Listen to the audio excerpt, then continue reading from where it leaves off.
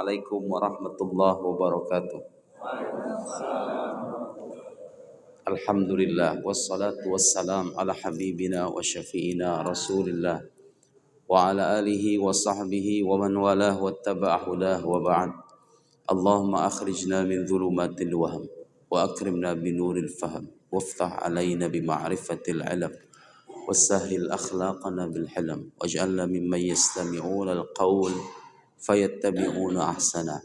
Subhanaka la ilma lana illa ma 'allamtana innaka antal alimul hakim wa la haula wa la quwwata illa billahil aliyyil azim.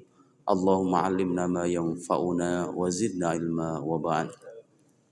Alhamdulillah, itu doa kemana-mana saya Pak ceramah selalu menggunakan doa itu dari dulu sampai sekarang. Wa hadza du'a li Syekh Said Ramadhanil Buti rahimahullah. Itu doa yang biasa diucapkan oleh seorang ulama besar asal Suriah. Saya sangat mengagumi beliau waktu saya kuliah sampai sekarang.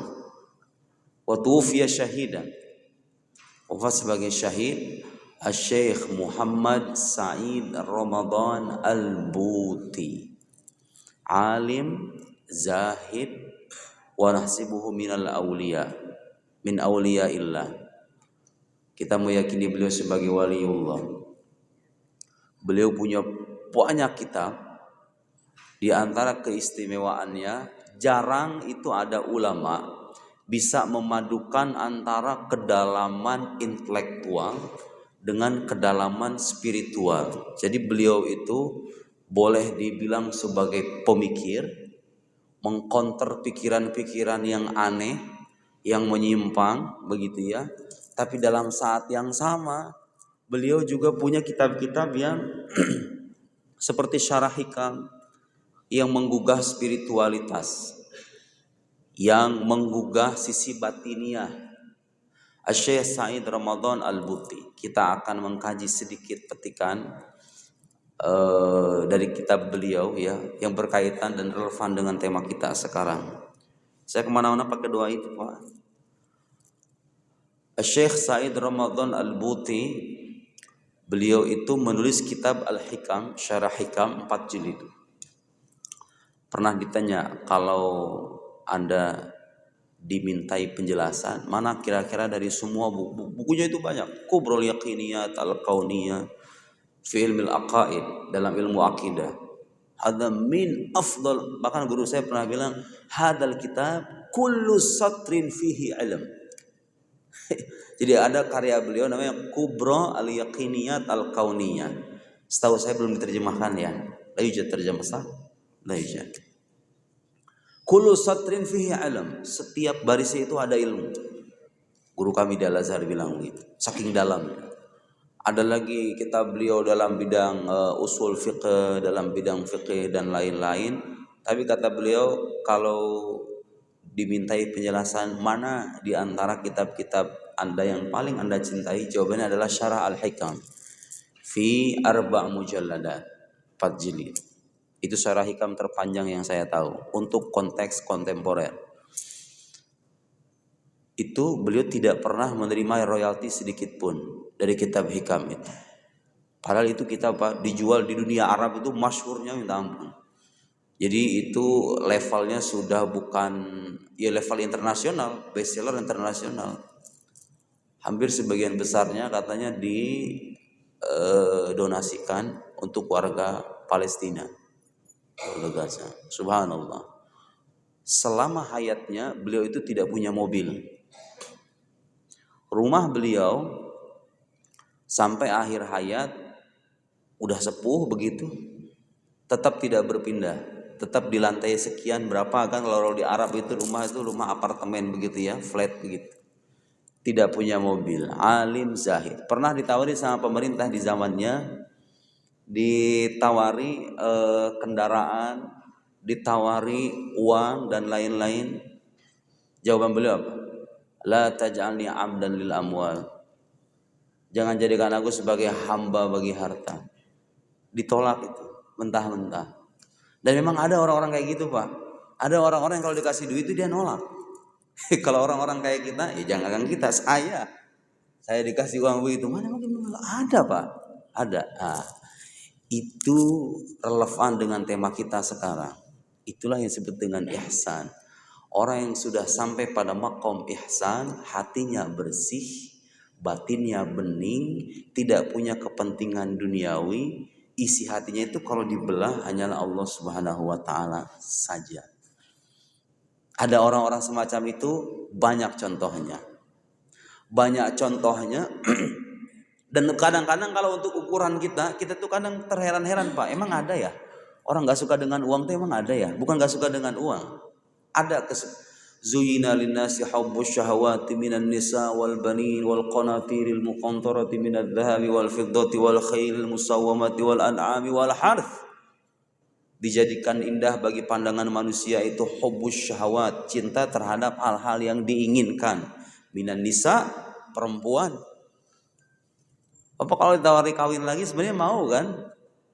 Normalnya kita ini kalau ditawari perempuan kita suka kan sebetulnya. Ini jomblo-jomblo ini kalau disuruh kawin pasti mereka semangat mau.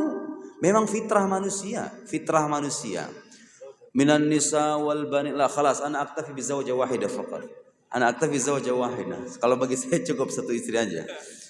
Minan nisa dan itu sunnah Nabi Pak. Sunnah Nabi. Monogami itu sunnah Nabi.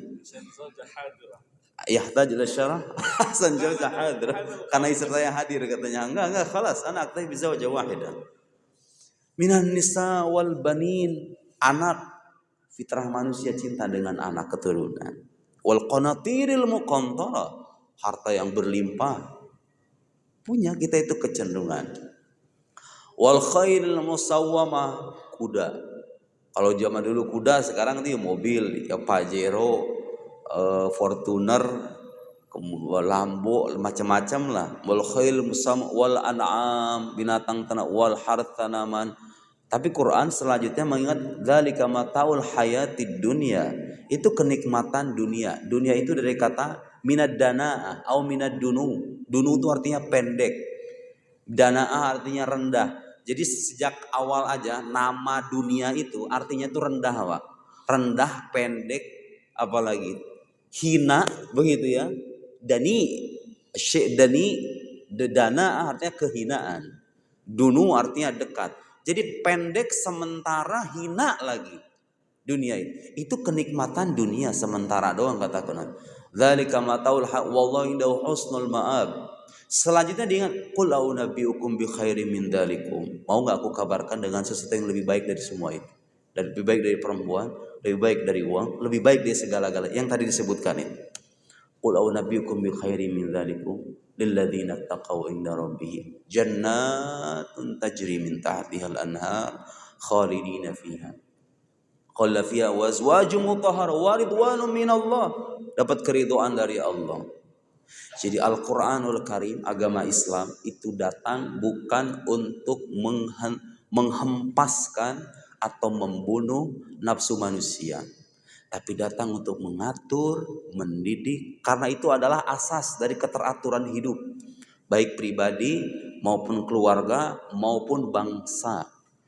Sekarang kalau kita amati Pak, satu persatu kasus berita apapun itu yang sampai di laptop, di gadget kita itu, Bapak kalau cek satu persatu, itu rata-rata berakar pada satu sebab, itu tidak terkendalinya hawa nafsu kan sebetulnya. Kalau muncul berita korupsi, yaitu orang-orang serakah, orang-orang tamak yang tidak merasakan kepuasan batin, tidak menghayati agama. Agama itu hanya berhenti pada syariat, sholat, jalan, tapi tidak dibingkai dengan akhlak, akidah. Kalau ditanya Anda percaya Tuhan, percaya Tuhan. Anda mengaku sebagai hamba Tuhan, percaya sebagai hamba Tuhan, tapi tidak mengejawantahkan keyakinan itu. Sementara agama Islam ini, mari sekarang kita akan masuk ke dalam tema ya. Itu sebagai pengantar bahwa apa yang dihendaki oleh agama itu maslahat bagi kehidupan kita. Terutama agama ini membimbing sisi batin yang merupakan asas dari kebahagiaan hidup dan keteraturan hidup sebetulnya. Nabi SAW dalam hadis yang masyhur, dalam hadis Jibril, sering dikenal dengan hadis Jibril karena di dalam hadis itu dikisahkan malaikat Jibril, ini riwayat dari Sayyidina Umar ibn Al-Khattab, bainama nahnu julusun inda Rasulillah sallallahu alaihi wasallam ittala alaina rajulun syadid bayadith thiyab syadid sawadis sa'at la yura alaihi asarus safar wa la ya'rifu minna ahad. Waktu kami duduk bersama Nabi, datang seorang laki-laki yang pakaiannya sangat putih, rambutnya sangat hitam. Kita juga nggak ada yang kenal sama laki-laki itu. Fajahat tajalasa ilan Nabi, sampai kemudian beliau duduk di hadapan Nabi. Wa wadoa fa asnada rukbataihi ila rukbataihi. Beliau kemudian mendempetkan atau menyandarkan apa ini Ustadz namanya? Lututnya ke lutut Nabi. Wa wadoa kafaihi ala fakhidaihi. Kemudian kedua tangannya diletakkan di apa namanya fakhid. Fakhid itu apa? Aywa, paha. Di tangan di paha. Itu Pak. Kadang sebagai orang nggak sadar itu isyarat apa coba sebetulnya? Itu etika, adab dan tuntunan menuntut ilmu agama tuh begitu. Sejak dulu sampai sekarang, itu malaikat Jibril itu melakukan atau menunjukkan sikap demikian, tujuannya memberikan keteladanan kepada kita ini. Kalau pengen belajar agama tuh caranya begitu, bitalaqi, nerima langsung dari guru. Ini agama Islam ini Pak. Untuk kita paham itu harus belajar dari guru, bukan hanya bersandar pada buku. Makanya Bapak kalau lihat orang yang belajar agama dengan bermodalkan majalah, dengan bermodalkan artikel internet, dengan bermodalkan sohaif, lembaran-lembaran, itu biasanya aneh-aneh pikirannya. Ya, sahih hadza kalam sahih. Bahkan ada istilah dalam tradisi keilmuan Islam, ada orang-orang yang kita sebut sebagai sohafiyun. Sohafiyun itu orang alladzina yatalaqaun ulumahum minas suhuf. Mereka-mereka yang nerima ilmunya itu dari lembaran buku. Bukan berarti baca buku itu nggak boleh. Nggak, baca buku itu harus. Cuma itu bukan sandaran utama. Bapak kalau lihat ilmu-ilmu keislaman dari mulai tafsir, hadis, fiqh, al-usul, dan semuanya itu ilmu-ilmu keislaman hampir semuanya terwariskan kepada kita itu bitalaqi. Bitalaqi itu artinya guru menyampaikan ke murid, murid menyimak dari guru. Ada kitabnya, ada gurunya, ada manhajnya. Kalau pengen belajar Islam yang benar tuh begitu memang.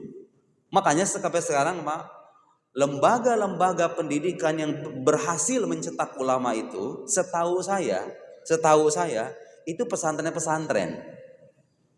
Karena pesantren mengajarkan metode semacam itu, bitalaqi itu. Ada syekh, ada kiai, mengarang kitab, kemudian belajar kitab dari yang berjenjang dari tadi level pemula, menengah sampai muntahi, atau perguruan-perguruan tinggi di Timur Tengah karena metodenya masih begitu. Metode-metode modern yang yang banyak melibatkan siswa itu untuk aktif secara kepustakaan begitu. Kemudian gurunya nggak jelas, banyak baca. Itu nanti muncul orang-orang yang pintar berkomentar tentang Islam tapi nggak paham Islam sebetulnya. Dari hadis Jibril kita tahu itu. Oh ternyata belajar agama yang benar tuh begitu. Ya persis kayak begini. Dulu saya begitu. Dulu saya duduk di hadapan para masyayikh kita di Al-Azhar Asy-Syarif. Ya tentu gak harus berarti kita berdempetan ya. Bukan berarti harus berdempetan seperti hanya Jibril dengan Sayyidina Rasulullah sallallahu alaihi wasallam, tapi itu isyarat, begitulah cara belajar agama. Kemudian bertanya laki-laki itu, akhbirni anil Islam, seperti kita tahu. Ini hadis masyhur sebetulnya. Tapi ada beberapa hal-hal tersembunyi yang kadang-kadang dilupakan oleh sebagian orang, termasuk yang tadi itu. Nah, ini pelajaran juga bagi kita yang punya anak. Kalau mau anak kita terhindar dari pikiran-pikiran yang menyimpang, pergaulan yang tidak benar. Dari hadis Jibril ini kita bisa mendapatkan banyak pelajaran. Bagaimana metode mendidik anak, bagaimana memasukkan anak ke dalam lembaga pendidikan yang terpercaya. Begitu. Pak, Ibu, kalau masukin anak ke pondok, sekarang itu banyak. Orang masukin anak ke pondok pertimbangannya fasilitas, di pondok terkenal, kemudian fasilitasnya mewah. Ada kalam ghair sahih. Yang dilihat pertama, siapa ini gurunya? Gurunya siapa, belajarnya di mana, rekam jejaknya seperti apa, metode pembelajarannya, akidah yang diajarkan, mazhab yang diajarkan apa, begitu caranya. Subhanallah, lihat. Nanya apa itu Islam? Al-Islam an tasyhadu an la ilaha illallah wa anna Muhammadar Rasulullah wa tuqimus shalah, seperti yang kita tahu. Wa antahujjal bait in istata'a ilaihi sabila, bersyahadat, salat, zakat, puasa, haji. Kemudian mal iman, akhbirna anil iman. Al iman an tu'mina billah wa malaikatihi wa kutubihi wa rusulihi wal yawmil wa tu'minu bil qadar khairihi wa syarrihi. Umal ihsan, apa itu ihsan? An ta'budallaha ka'annaka tara fa illam takun tara fa innahu yara. Ada yang keempat, Pak. Jadi pilar agama Islam ini teringkas dalam 3 aspek tadi. Agama ini datang mengatur sisi lahiriah manusia, tindak tanduk kehidupan kita, sholat kita, ibadah kita, muamalah kita, begitu ya. Lahir nanti ilmu dari yang bagian pertama mal Islam itu, lahir ilmu namanya ilmu fikih. Mengatur cara orang sholat, cara orang puasa, cara orang haji. Tapi kan nggak cukup. Kita beragama kalau sampai di situ doang kan nggak cukup sebetulnya. Agama itu kan nggak cuma ritual. Nah, ketika bertanya mal iman, apa itu iman? Lahir nanti ilmu namanya akidah, ilmu tauhid, ilmu kalam, ilmu usuluddin, kulluha bima'nan wahid. Ilmu yang bahas tentang dasar-dasar keyakinan. Begitu ngajarin agama itu. Saya pernah dapat info dari satu masjid, pengajiannya aktif, setiap hari hampir nggak pernah libur. Diadakan penelitian di masjid itu. Setelah diadakan penelitian, ternyata sebagian besar majelis dan ceramahnya itu banyak membahas tentang tasawuf, tentang tafsir, tentang hadis. Terus saya lihat, terus kalau akidah berapa persen Pak persentasenya? Oh, tasawuf itu hampir sekian puluh persen, hadis tafsir sekian puluh persen, akidah itu cuma 5%. Hanya 5% ustadz yang mengajarkan akidah kepada umat. Saat berlimpahnya orang-orang bicara tentang agama ini dengan aspek, memang kan kalau di kota mah lebih suka begitu Pak, orang ceramah agama itu, ceramah-ceramah penyejuk batin gitu ya, yang menggugah spiritualitas. Pikiran akidah itu cuma 5%. Ya Allah, itu kebalik kata saya. Sekolah fikih berapa persen Pak? Sama, dikit. Padahal itu inti ajaran Islam ini kalau mau diringkas, dengan segala dan beragam karya para ulama yang beribu-ribu jilid itu, kalau mau dikerucutkan itu 3 hal itu. Ilmu yang fardu ain itu Pak, yang thalabul ilmi fardhatun ala kulli muslimin, yang benar-benar wajib aini bagi kita itu pertama ilmu fikih. Karena tanpa ilmu ini kita nggak bisa sholat. Sholat bukan, sholat mah bisa, cuman untuk menjadikan sholat ini sah atau tidak harus ada ilmunya. Makanya ada ungkapan tidurnya orang berilmu itu lebih baik ketimbang sholatnya orang bodoh. Karena orang bodoh ketika sholat dia nggak pakai ilmu, ujung-ujung nggak terima, nggak sah. Tapi kalau orang berilmu ketika dia tidur nawaitunya itu udah beda kan, iya nggak? Karena dia punya ilmu. Ketika dia tidur dia nawaitunya berbeda begitu. Jadi ibadah ilmunya. Sementara orang bodoh yang sholat ibadahnya sia-sia. Jadi ilmu fikih itu harusnya jadi prioritas. Kalau kita mengajarin agama ke anak kita, ke santri kita, ajari ilmu fikih, wajib hukumnya. Yang kedua ilmu akidah. Ilmu akidah. Lahir dari situ, kemudian nanti ilmu aqaid, ilmu usuluddin, ilmu kalam. Para ulama kemudian membahas satu persatu itu. Hal-hal yang berkaitan dengan ketuhanan, kenabian, hal-hal gaib. Diperinci dalil-dalilnya. Memang Pak, kalau di zaman Nabi itu nggak ada sebetulnya. Wujud qidam baqa mukhalafal hawadis qiyamuhu binafsi wahdaniyah. Hafalan sifat 20 zaman Nabi enggak ada. Hafalan sifat 20. Tapi akidah itu udah ada gitu loh. Rumusan, maksud saya rumusan. Rumusan bahwa ini namanya dalil hudus. Ini bukti keberadaan Allah namanya dalil hudus. Ini dalil imkan. Kemudian ini dalil bahwa Allah itu punya sifat baqa, punya sifat qidam, mukhalafal hawadis. Versi rumusan yang kita terima sekarang kalau dilacak di zaman Nabi ya emang nggak ada. Tapi bukan berarti Nabi dan sahabat nggak meyakini itu ya. Jadi akidah, bedakan ini nih, bedakan ini. Sering orang nggak salah paham ini. Bedakan antara perumusan terkait suatu ajaran dengan ada atau tidaknya ajaran itu sendiri. Jadi begini, Bapak sekarang kalau belajar fikih dengan bab-bab tertentu dan dalil-dalil tertentu, di zaman Nabi memang nggak ada. Di zaman Nabi memang nggak ada. Tapi bukan berarti fikih itu nggak dipraktekkan di zaman Nabi. Akidah yang kita terima sekarang, yang dari Ummul Barahin, Jauharatut Tauhid, Al-Kharid Al-Bahiyah, yang kita pelajari itu akidah Ahlus Sunnah dengan versi rumusan yang udah tertata rapi itu, memang kalau dicari di zaman Nabi memang nggak ada. Bapak kalau nyari di Al-Quranul Karim itu sifat 20 misalnya, ya emang nggak ada. Tapi nggak ada secara rumusan, bukan berarti nggak ada secara wujudnya. Nabi sejak dulu akidahnya itu sama Pak, sama kayak kita. Allah itu tidak bermula, Allah itu tidak berakhir, Allah itu beda dengan makhluk.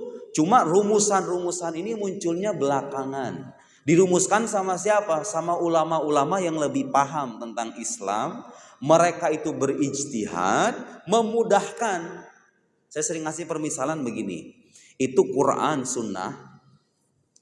Untuk kita paham perlu sekian banyak alat. Mereka itu memasak istilahnya, ulama kita itu. Anggaplah misalnya, mungkin ini permisalan tidak sepenuhnya tepat. Anggaplah itu bahan mentah. Kayak ada masakan Pak, sayuran, ya brokoli, ya tempe, ya tahu. Seret, ini bahan mentah. Kalau kita makan langsung kan gak enak Pak sebetulnya bahan mentah ini. Terus gimana caranya supaya enak? Dimasak. Nah Quran Sunnah itu anggaplah kita anggap sebagai bahan mentah itu. Kemudian diolah. Nah kita ini yang hidup abad 21 ini tuh ada kitab fulan. Ada mazhab-mazhab. Ada mazhab fiqih, ada mazhab aqidah, mazhab syafi'i, hanafi, hambali, maliki. Itu mana yang benar itu? Mazhab syafi'i, hanafi, maliki, hambali. Terus suka ada pertanyaan begini. Emang kalau Abu Bakar Umar itu mazhabnya syafi'i? Mazhabnya emang Mazhabnya Abu Hanifah katanya, ngapain kita bermazhab? Mending kita ikut Al-Quran dan Sunnah. La haula wa la quwwata illa billah. Ada kalam jahil. Wallahi ada kalam jahil. Jadi mazhab itu perumusannya di belakang. Tapi bukan berarti ajarannya nggak ada di zaman Nabi. Jadi jangan punya bayangan bahwa ini Imam Syafi'i ini bawa agama baru, Imam Abul Hasan Al-Asy'ari bawa agama baru namanya mazhab Asy'ari, Imam Abu Mansur Al-Maturidi bawa mazhab baru namanya mazhab Maturidi. Enggak, mereka itu melanjutkan, meneruskan ajaran para pendahulu kita. Udah ada ajarannya mah udah ada dari dulu, udah ada. Cuma rumusannya dimunculkan belakangan. Kan dua hal yang berbeda. Bukan berarti kalau sesuatu dirumuskan belakangan tidak ada di zaman masa lampau kan? Ada di zaman masa lampau, perumusannya datang belakangan. Oh, kenapa begitu? Ya karena tuntutan zaman. Apa kalau lihat perdebatan-perdebatan di zaman sahabat tuh nggak ada Pak. Perdebatan apakah Allah itu menghendaki keburukan atau dia hanya menghendaki kebaikan saja. Perdebatan panjang tuh di antara para ulama. Kalau misalnya Allah itu berkuasa, apakah Allah berkuasa dengan sifat kuasa atau berkuasa dengan dirinya? Itu perdebatan di zaman sahabat nggak ada. Sahabat Nabi itu sibuk berdakwah Islam. Ketika berdakwah pun mereka langsung diperangi. Mereka sibuk berjihad. Gak sibuk untuk merumuskan kaidah-kaidah itu. Itu muncul belakangan ilmu-ilmu itu.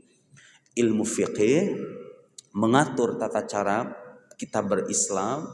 Ilmu akidah mengatur keyakinan. Nah, sampai pada dua titik itu kita sudah bicara tentang hal-hal pokok dalam Islam. Tapi kalau misalnya tidak dibungkus dengan hal yang ketiga, agama itu nggak ada rasanya Pak. Jadi kurang terasa berdampak. Sekarang ini kan orang-orang di hadapan kita ini Muslim ini, kita sudah menjalankan Islam. Kalau haji mungkin gak semua orang ya. Memang kita sholat ya Pak hari. Kita meyakini dasar-dasar keyakinan. Allah itu ada. Dia tidak bermula, tidak berakhir. Berbeda dengan makhluk. Dia esa, maha kuasa, maha berkehendak dan lain-lain. Ibarat bangunan ini Pak. Saya tadi datang dari luar. Kemudian melihat Masya Allah tampilan masjid ini indah sekali. Itu kalau seandainya masjid ini terlihat dengan tampilan yang tidak elok, itu kan kadang-kadang mempengaruhi daya tarik orang ya kan. Itu orang beragama tuh begitu. Ada orang sholatnya Masya Allah Ditanya dasar-dasar keyakinan, mantap, meyakini semua dasar-dasar akidah yang diajarkan dalam agama Islam, tapi tidak terekspresikan apa yang dia jalankan itu dengan akhlak. Akhlak ini sebagai bungkus dari keduanya. Berbesid itu ibarat tampilan luar. Kalau ditanya mana yang inti dari semua ini? Mana yang inti dari semua ini? Yang inti dari semua ini adalah yang kedua, al-iman, akidah. Makanya dalam akidah nggak boleh bertaklid, Pak. Kalau dalam yang pertama dalam masalah Islam, sholat kita, puasa, semuanya taklid semua itu. Semuanya taklid semua itu. Kita kalau misalnya pergi ke negara lain, ada orang sholat dengan sedikit ada perbedaan. Karena mereka mengikuti mazhab yang berbeda. Mazhab Malik misalnya, tangannya begini. Kita tangannya begini. Ketika baca Al-Fatihah, kalau kita Bismillahirrahmanirrahim, ada sebagian saudara-saudara kita yang ketika baca Al-Fatihah, Alhamdulillahirrabbilalamin, tanpa membaca basmalah. Atau membaca tapi di sir, secara diam-diam. Jadi dalam urusan berislam, kita diminta untuk bertaklid. Tapi dalam urusan iman, gak boleh bertaklid. Mamnu. Labud likulli muslim, semua muslim wajib mempelajari dasar-dasar akidah, dan wajib kita mengajarkan ke anak kita, sebetulnya kewajiban orang tua. Setelah itu baru kita bicara keikhlasan, bicara ketabahan, bicara kesabaran, tawakal. Saya masih ingat cerita guru saya dulu di Maroko. Waktu di Maroko itu katanya ada salah seorang ulama diminta sama jemaahnya, sama masyarakat setempat untuk tolonglah ajari kami gimana caranya menjadi hamba yang ikhlas, hamba yang tabah, yang tawakal, yang pasrah. Hal itu kan tema-tema tasawuf itu ya, tema-tema akhlak. Beliau itu datang ke mereka bukan yang ngajarin begituan, memupuk keikhlasan, rasa tawakal, rasa qanaah. Alih-alih mengajarkan ilmu akhlak atau ilmu tasawuf begitu, beliau itu malah menulis kitab isinya itu fikih jual beli. Fikih jual beli. Bukan ini yang kita minta. Kita pengen Anda itu mengajari kami mendekatkan diri kepada Allah, bertawakal, qanaah, ridho dengan semua ketetapan. Itu yang kita butuhkan. Ngarang kita fikih jual beli. Diajari itu ke mereka.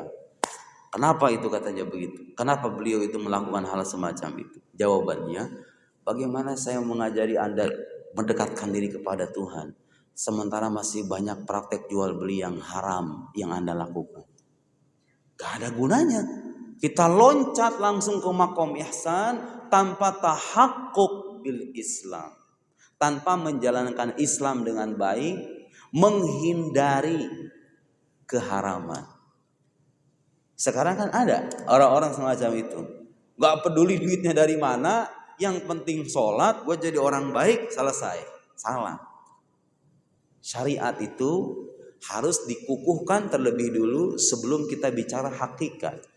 Sebelum kita bicara bagaimana, saya dulu di daerah Tegal, Pak, ada seorang kiai. Itu lihat orang, kalau ulama itu kadang namanya ulama ya, sudut pandangnya beda sama kita. Ada kiai namanya Kiai Asmawi. Kiai Asmawi itu orang Tegal. Beliau itu sekarang usianya hampir 90 tahun. Mengajar dari usia 30. Ini saya info dari sopir pribadinya langsung. Dari orang terdekatnya yang bawa kemana-mana, yang bawa beliau kemana-mana. Dari usia 30 tahun sampai 90 tahun sampai sekarang. Masih hidup orangnya. 60 tahun Pak, dari Tegal ke Jakarta itu beliau ngajar. Perjalanan 4 jam, pulang balik artinya 8 jam. Malam Selasa seingat saya majelisnya. Jadi kalau datang ke Jakarta, beliau itu punya murid-murid di daerah Pisangan sana. Itu murid-murid sekarang yang beliau ajari itu bukan murid-muridnya lagi, dulu anak dari para muridnya dulu. Jadi murid-muridnya beliau itu udah pada nggak ada. Sekarang anak-anaknya itu. Ada dari daerah Bogor, daerah Bekasi, dari daerah mana-mana begitu datang ke sana. Bapak tahu nggak yang diajarkan selama 60 tahun itu apa coba?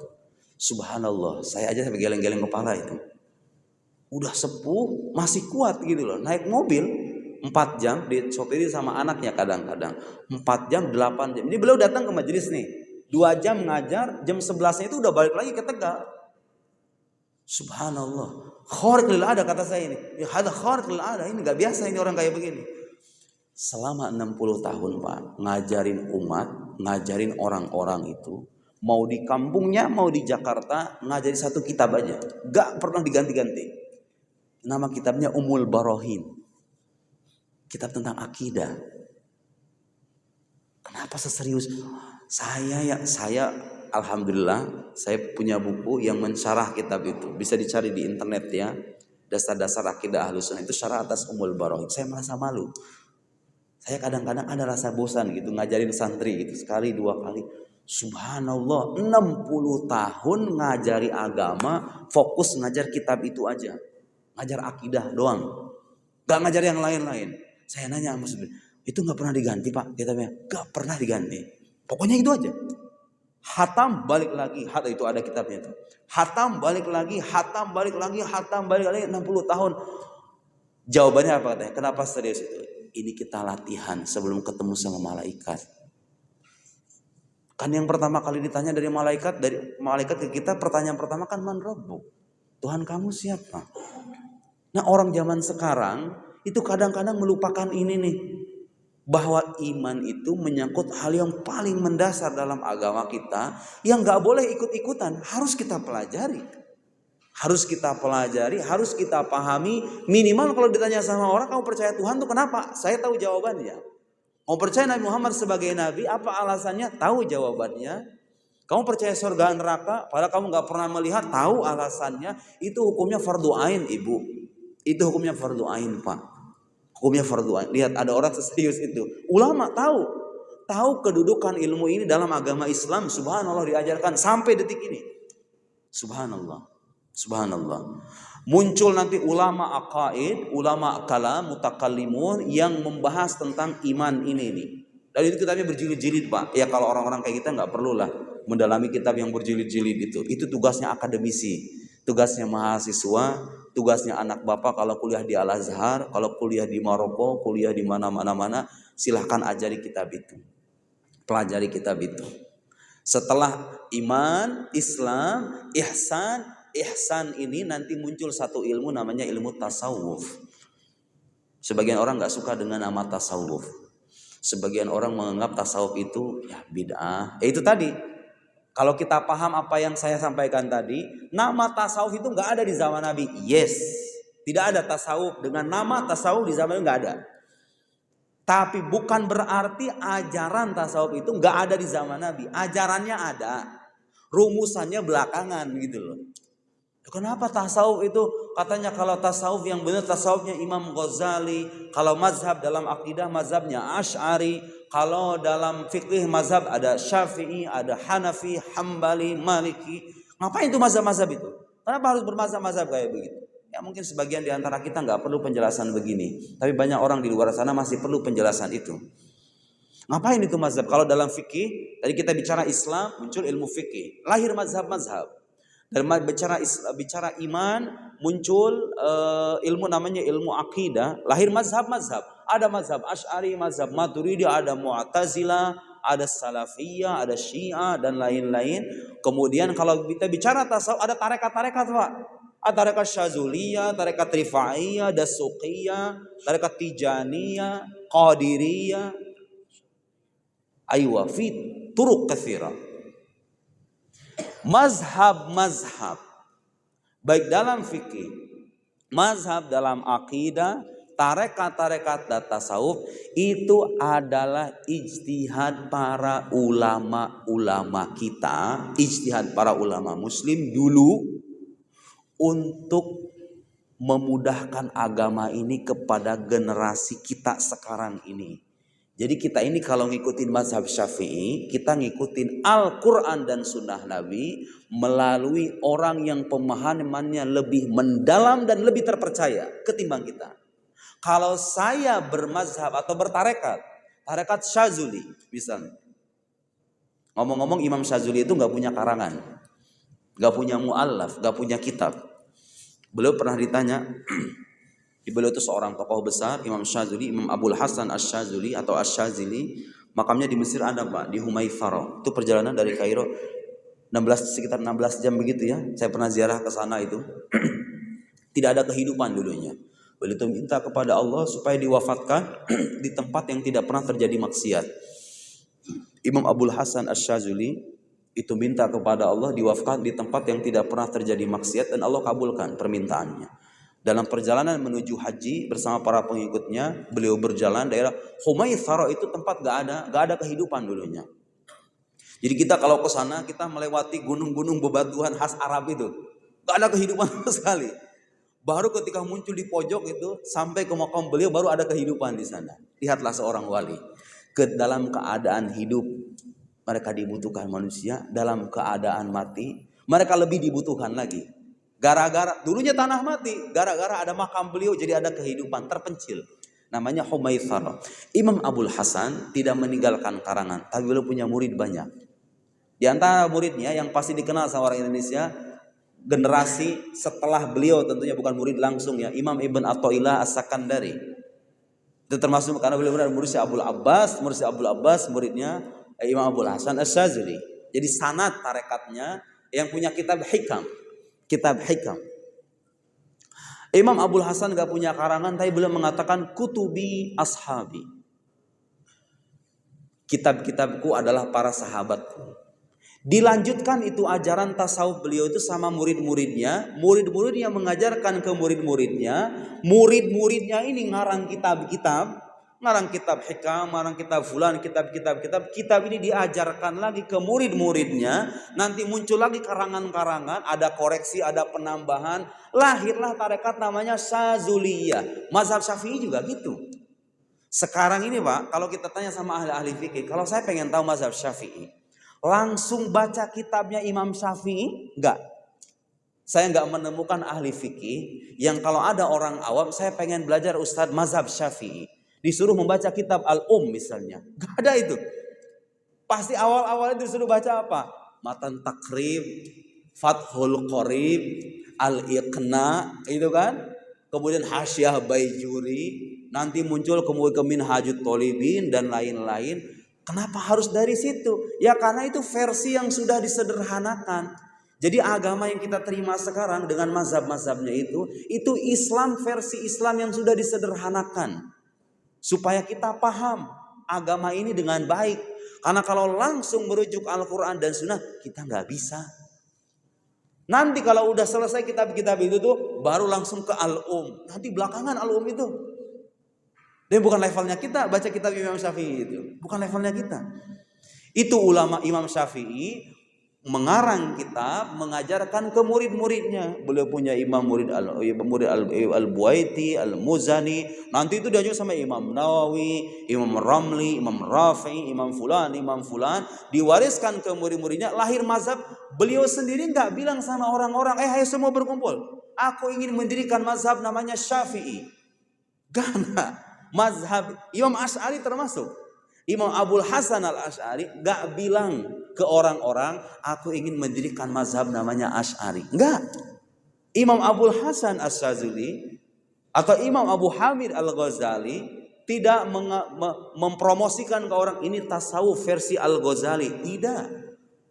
Itu dimunculkan, mazhab itu muncul setelah semuanya komplit. Kaidah-kaidah keilmuannya, pemahaman ulama terwariskan dari satu generasi ke generasi yang lain. Terjadi perbedaan pendapat kadang-kadang antara ulama mazhab, antara Imam Syafi'i dengan Imam Nawawi, antara Imam Abul Hasan Al-Asy'ari dengan Imam Ar-Razi. Terjadi itu dalam mazhab. Kenapa harus begitu? Karena zaman terus berubah. Tuntutan umat senantiasa berkembang. Apa yang dibutuhkan sama orang dulu boleh jadi gak butuh bagi orang zaman sekarang. Saya dulu waktu di Al-Azhar belajar kitab akidah 8 jilid Pak. Kayak gini nih. Syarah Mawaqif. Kemudian syarah Maqasid. Itu syarah Mawaqif 8 jilid segini nih. Juga betapa kayanya itu ilmu, khazanah keilmuan 8 jilid. Itu jilid 1 sampai jilid 6. Itu bukan membahas akidah, membahas filsafat. Baru jilid 7, jilid ke-8 baru bicara ketuhanan, bicara kenabian. Jilid 7, jilid ke-8. Zaman sekarang orang udah gak perlu tuh pembahasan filsafat begitu. Sebagiannya ya, sebagian masih perlu, sebagiannya lagi enggak. Tapi bukan berarti kita kesampingan, tetap dipelajari. Tapi kita harus tahu perkembangan zaman. Dulu di zaman beliau nulis kitab itu, orang butuh itu.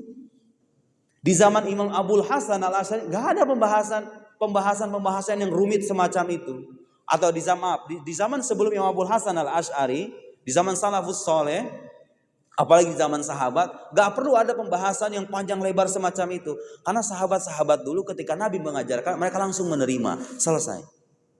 Nah, muncul perkembangan zaman, ada orang-orang non-muslim meragukan agama Islam, harus ada bantahan atas bantahan, kaidah-kaidah keilmuan dikembangkan, lahir kitab-kitab, lahir mazhab namanya Asy'ari, lahir mazhab namanya Syafi'i, lahir mazhab lahir tarekat namanya tarekat Qadiriyah, Naqsyabandiyah, Syazuliyah, dan lain itu ijtihad para ulama. Harus nggak? Harus diambil nggak? Harus nggak? Harus bermazhab nggak? Itu pertanyaan. Berkaitan bicara sekarang Islam, iman, ihsan, harus gak kita bermazhab? Ya harus. Mana dalilnya? Aina dalil gitu pertanyaan sebagian orang itu. Mana dalilnya katanya kalau kita harus bermazhab? Ayo. Supaya sedikit ngaji ya saya bacakan kitab dari ulama yang tadi saya sebut namanya. Syekh Sa'id Ramadan Al-Buti rahimahullah. Jadi kadang-kadang kita menjumpai nih sebagian orang yang kalau tidak menemukan suatu ungkapan harus bermazhab. Dilihat di Quran, nggak ada nih harus bermazhab gitu. Dengan begitu polosnya, menemu ungkapan Allah Subhanahu wa taala tidak bertempat, dilihat di Quran, nggak ada nih di Quran. Jadi istilah nggak ada di Al-Quran tuh redaksinya nggak ada di Quran gitu. Jadi nggak sepolos itu ya. Jadi perintah bermazhab, redaksi alaikum an tatamadhabu bimadhabis, yang nggak ada di Quran. Tapi pesan intinya ada di Al-Quranul Karim. Syekh Sa'id Ramadan Al-Buti, beliau mengarang kitab bahkan judulnya itu Al-Madhabiyah, Akhtar Bid'ah Tuhaddid Asy-Syari'ah Al-Islamiyah. Anti mazhab. Jadi beliau itu sikap sebagian golongan yang anti mazhab itu adalah bid'ah. Bid'ah yang dapat menghancurkan syariat Islam, mengancam syariat Islam. Di antara dalil atau landasan kita harus bermazhab dari Al-Quran, Allah Subhanahu wa taala berfirman dalam Al-Quran, "Fas'alu ahla dzikr in kuntum la ta'lamun." Bertanyalah kepada ahlu dzikr, ahlul ilm, kepada ulama kalau kalian gak tahu. Tahu setelah itu beliau mengomentari apa? Dengarkan ini Pak, perkataan. Jadi kalau ditanya mana bermazhab itu dari Al-Quran itu. Al-Quran memerintahkan kepada kita kalau kita gak tahu tanya sama ahlinya. Dan saya kira itu sangat logis sekali. Di mana-mana kita kalau bicara disiplin keilmuan, kedokteran, ilmu agama, kalau pengen tahu ini benar atau salah tanya ahlinya. Nah bermazhab itu, bermazhab Asy'ari, bermazhab Syafi'i, bermazhab tasawuf Al-Ghazali, Asy-Syadzili dan lain-lain itu bagian dari bertanya kepada ahlinya karena kita itu nggak ahli.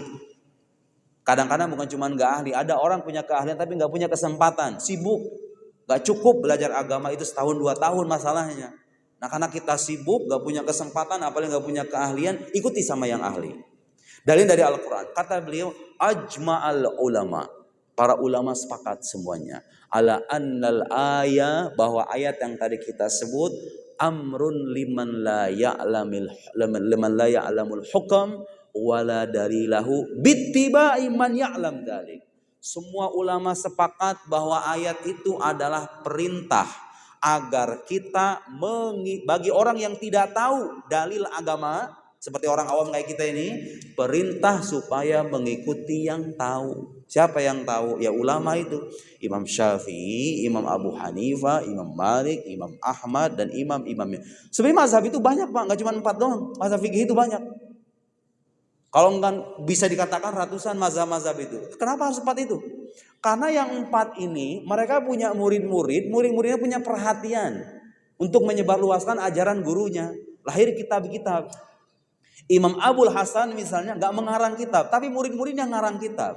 Jadi ajaran beliau itu terwariskan oleh murid-muridnya. Mazhab yang Imam Auza'i misalnya, itu juga ada mazhab. Imam Laits ibn Sa'ad. Sebenarnya imam itu punya mazhab-mazhab, cuman itu nggak bertahan. Nggak bertahan karena banyak faktor. Di antaranya Ya itu tadi, murid-muridnya terputus, kemudian sanad keilmuannya dalam arti tidak dilanjutkan. Sementara mazhab-mazhab yang 4, kalau dalam akidah mazhab Asy'ari, lahir ulama-ulama besar itu, Imam Abu Hamid Al-Ghazali, Fakhruddin Ar-Razi, Syahrastani, Al-Amidi. Sekarang kita berjilid-jilid sampai ke kita sekarang. Di Indonesia orang nggak bisa bahasa Arab, udah banyak terjemahannya. Kalau dilurut ke atas itu sampai kita itu ke Imam Abul Hasan Al-Asy'ari. Imam Abul Hasan Al-Asy'ari melanjutkan ajaran salafus soleh. Salafus soleh nerimanya dari mana akidah itu? Dari Nabi Shallallahu Alaihi Wasallam. Nabi nerimanya dari siapa? Dari malaikat Jibril. Malaikat Jibril nerimanya dari siapa? Dari Allah Subhanahu Wa Taala. Itu agama kita. Jelas asal usulnya agama Islam itu.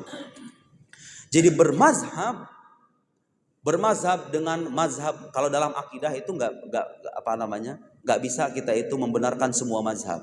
Kalau dalam fikih selama mazhab itu mu'tabar, Pak, selama ada landasannya, selama mazhab itu mu'tabar dalam arti dianggap oleh para ulama. Kalau ditanya mana yang benar, Maliki, Hanafi, Syafi'i atau Hambali, semuanya benar.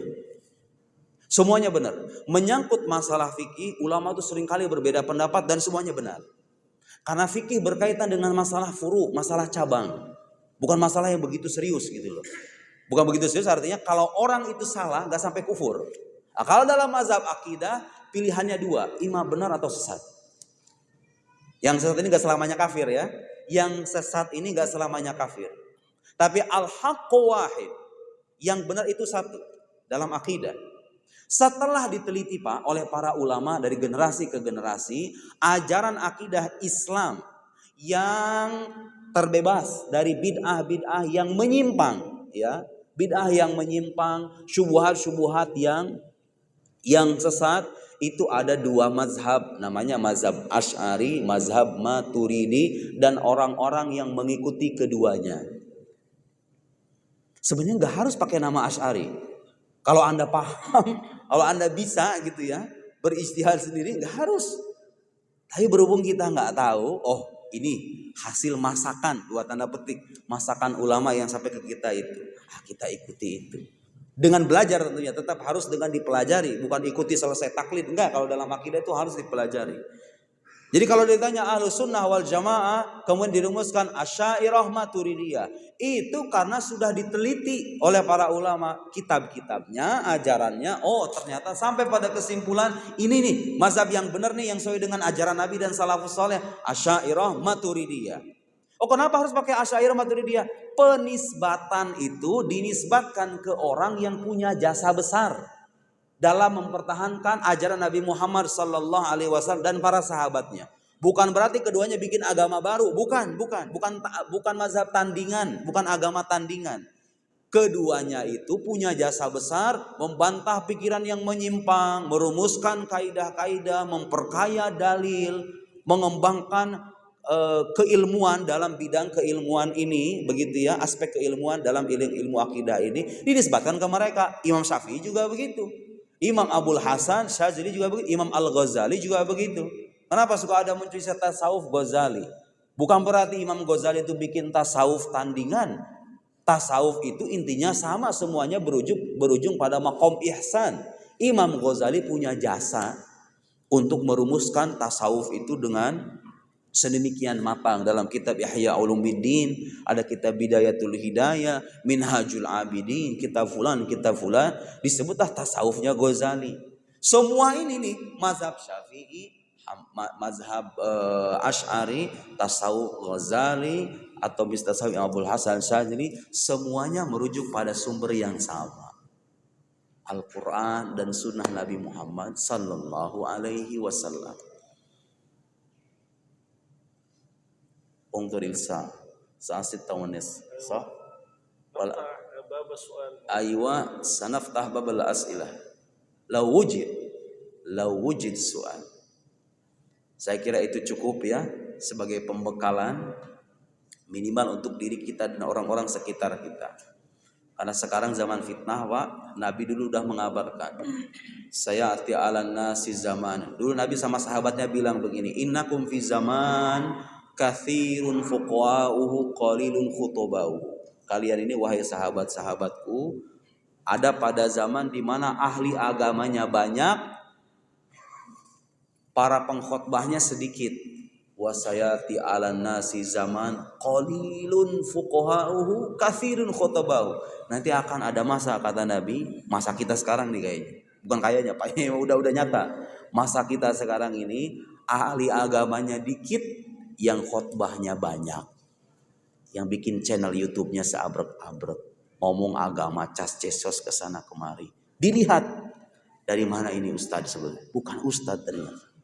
Bahasa Arab saja tidak bisa. Tapi diikuti Masya Allah oleh jutaan orang. Lihat, Nabi udah tahu. Tahu nasihat Nabi, Pak? Di zaman kita ini. Kalau di zaman sahabat dulu ulamanya banyak, yang ngomongnya dikit. Kata Nabi kalau zaman dulu al-amal fi khairun minal ilm. Amal soleh di zaman Nabi lebih baik ketimbang ilmu. Gak usah nyari ilmu, orang ahli ilmunya udah banyak soalnya. Gak usah sibuk-sibuk belajar gitu maksudnya. Makanya ilmu keislaman itu rata-rata munculnya belakangan, Pak. Dirumuskannya belakangan. Karena zaman Nabi dulu itu orang berilmunya udah, mereka itu beragama langsung mempraktekkan agama gitu loh. Gak sibuk berdebat. Sahabat dulu. Di zaman kita sekarang, di saat orang agamanya, ahli agamanya sedikit, para pengkhotbahnya banyak, seabrek-abrek, kata Nabi apa? Al-ilm fihi khairun minal amal. Ilmu lebih baik ketimbang amal saleh.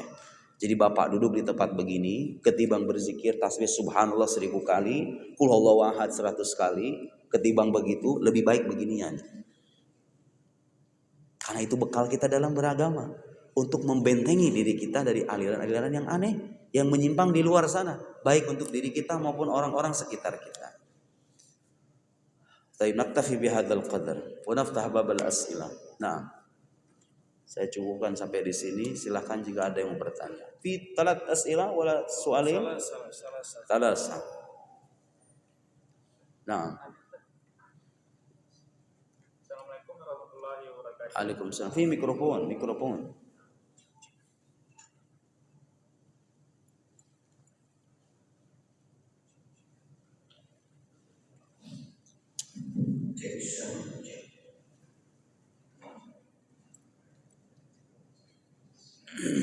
Assalamualaikum warahmatullahi wabarakatuh. Waalaikumsalam. Izin bertanya Ustaz, bagaimana tanggapan Ustaz di media sosial kita sekarang ya Pak Ustaz, ada konten kreator yang selalu mencari kesalahan ulama itu. Kita bilangnya nama itu dari press, yang selalu bikin gaduh, yang selalu bikin masalah. Dan pengikutnya banyak sekali Ustaz. Tanggapan Ustaz bagaimana Ustaz untuk mengkater beliau Ustaz? Selalu bikin gaduh Ustaz. Assalamualaikum warahmatullahi wabarakatuh.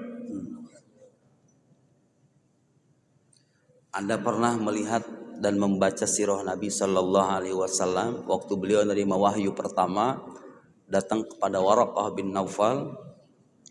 Tahu sejarah itu ya? Beliau datang kepada Sayyidah Khadijah kemudian membawa beliau kepada Waraqah bin Naufal. Kemudian tahu perkataan Waraqah bin Naufal apa? Nabi Muhammad itu menyampaikan cerita kepada Waraqah bin Naufal terkait wahyu yang beliau dapat. Iqra bismi rabbik dan seterusnya. Kata Waraqah, hadan namuth alladzi unzila ala Musa. Ini malaikat yang dulu pernah datang ke Nabi Musa. Laitani akunu jaza'an idh yukhrijuka qaumuk. Seandainya aku bisa menjadi pemuda yang gagah ketika kelak kaummu mengusirmu. Nabi kemudian bertanya, awa mukhrijiyahum? Apakah mereka itu akan mengusir aku? Nabi itu terheran-heran karena sepanjang hidup bertahun-tahun sama orang Arab, Nabi itu dikenal sebagai as-sadiq al-amin, orang jujur, orang terpercaya. Terus dikabarin nanti kamu akan diusir sama kaum kamu. Nabi terheran-heran, awa mukhrijiyahum? Mereka akan mengusir aku? Tahu jawaban Waraqah bin Naufal? Tidak ada seorang pun yang datang dengan ajaranmu ini illa udiya, kecuali dia pasti akan dimusuhi. Lihat, sejak awal tuh nabinya orang Islam ini udah dikabari bahwa tidak ada nabi. Ini sekelas nabi, Pak, sekelas nabi kekasih Allah Subhanahu wa taala, lisan pertama dari wahyu agama ini gitu ya. Sekelas nabi saja dikabarkan tidak ada seorang pun yang datang dengan ajaran bimithli ma ji'ta bihi, dengan ajaran yang kau bawa ini, illa uriya, kecuali kelak akan dimusuhi. Bapak kalau lihat biografi para ulama muslim, Termasuk ulama-ulama yang tadi saya sebut. Imam Syafi'i, Imam Abdul Hasan Al-Asy'ari, Imam Syazuli, Imam Fulan, itu pasti ada musuh-musuhnya Pak. Ustadz sekarang, Ustadz Abdul Somad itu, lihat, musuhnya banyak, ya enggak? Ustadz siapa? Pokoknya begitu udah jadi sunnah kehidupan. Orang-orang yang mendakwakan agama ini akan dimusuhi. Sudah menjadi sunnah kehidupan Ustadz. Itu sunnah kehidupan. Dari sononya udah begitu. Dari sejak Nabi Muhammad sallallahu wa huwa akmalul khalq wa afdalul khalq. Makhluk paling sempurna, makhluk paling baik, sayyidul awwalin wal akhirin, habibur rahman, kekasih Allah Subhanahu wa taala dimusuhi. Lah kita apa gitu loh. Nabi bukan, wali bukan. Anda berharap tidak punya musuh? Mustahil. Selama Anda datang kemudian mengajarkan agama ini, sudah menjadi sunnah kehidupan, memang pasti akan dimusuhi. Kalau saya udah nggak heran, makanya saya nggak pernah ngebalas yang begituan, biarin aja. Iya, sunnah Rasul kan. Wa idza khatabahumul jahiluna qalu salama, khalas. Dan ulama-ulama kita tuh ngajarin, kalau ada yang berbuat buruk sama kita, maafin aja. Dan itu susah Pak, bagi nafsu. Tapi kita belajar gitu ya. Ternyata setelah saya pelajari Pak, subhanallah, memaafkan itu lebih nikmat ketimbang menyimpan rasa dendam sama orang. Dimaafin aja, biarin aja. Mungkin penghasilannya dari situ, mau gimana lagi kan? Ya dibiarin aja. Dia kalau nggak begitu mungkin nggak punya, ya sudah dibiarkan aja. Fa'fu anhum wasfah, begitu indahnya ajaran Islam. Nabi Muhammad itu dimusuhi bertahun-tahun, hampir 23 tahun di karir kenabiannya. Ketika di puncak kemenangannya, ketika peristiwa Fathu Makkah, itu keteladanan buat kita. Ngomong sama orang-orang, ma tarawna anni fa'ilun bikum. Bagaimana pendapat kalian tentang apa yang aku perbuat? Apa tentang diriku? Nabi nanya sama orang-orang di hadapan orang-orang, dan beliau itu datang dengan ratusan ribu kan?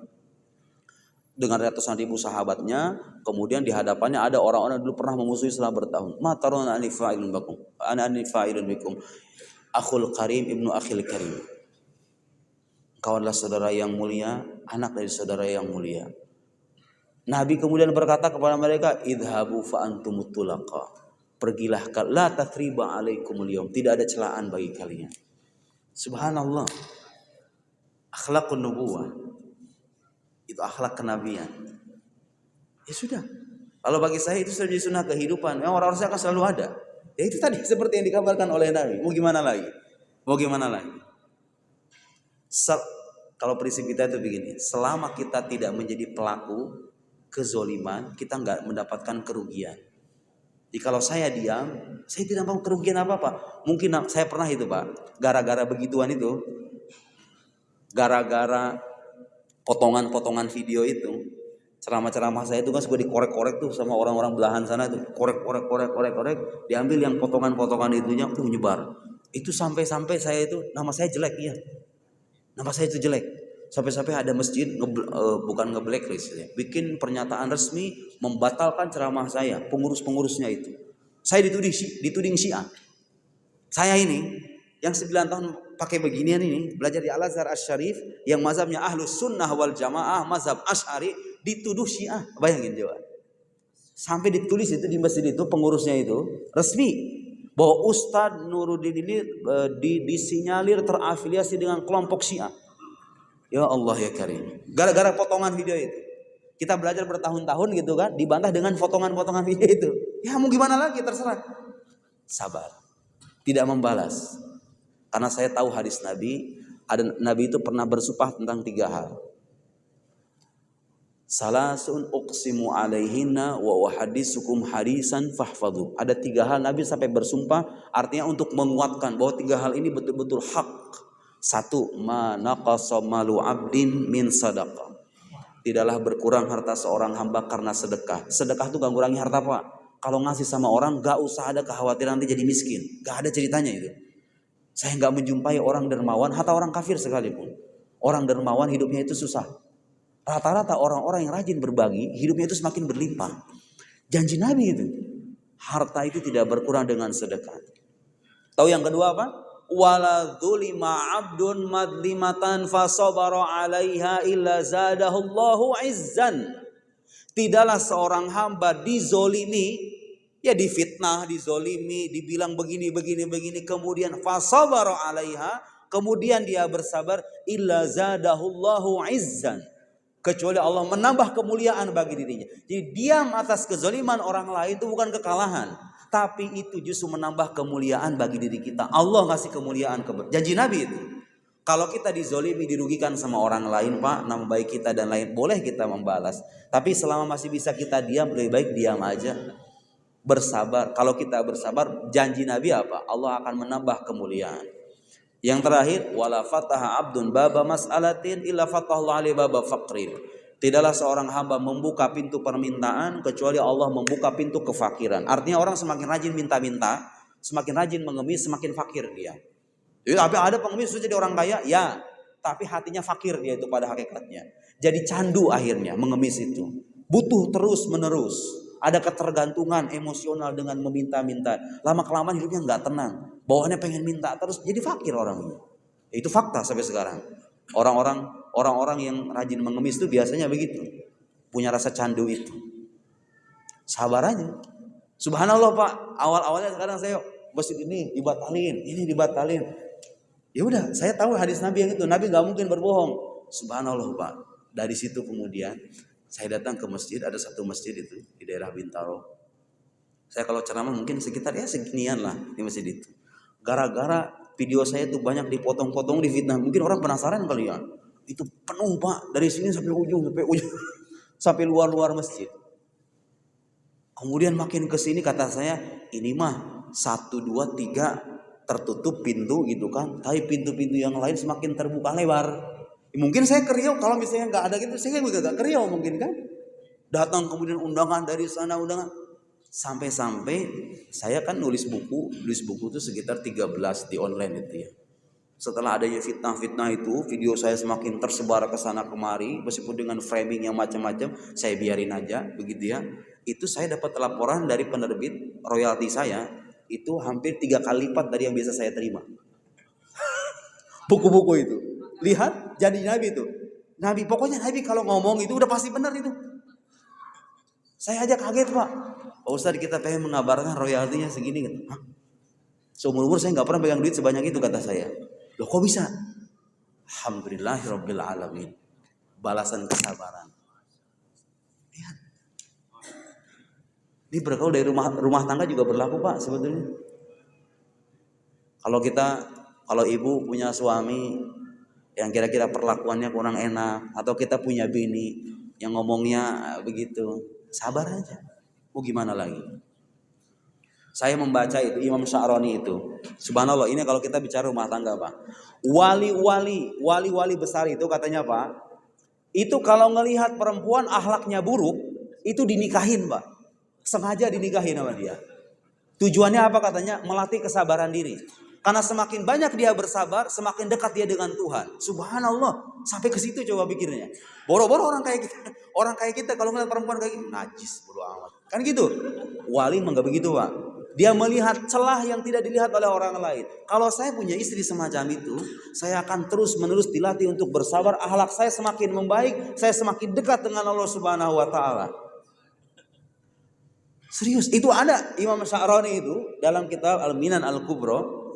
Bahkan beliau dalam kitab Al-Minan Al-Kubra, beliau punya kitab Al-Minan Al-Kubra, tebalnya segini ini sekitar 600-an halaman. Kata beliau apa?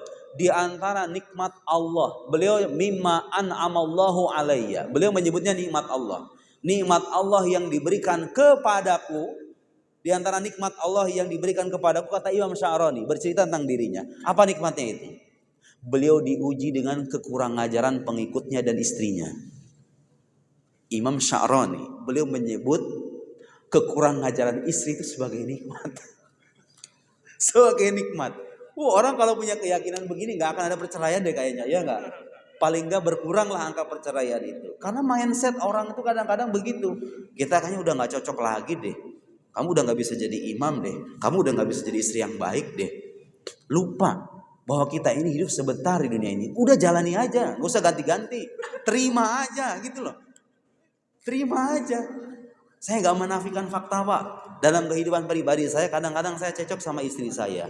Ini pada akhirnya kita sama-sama orang beragama nih.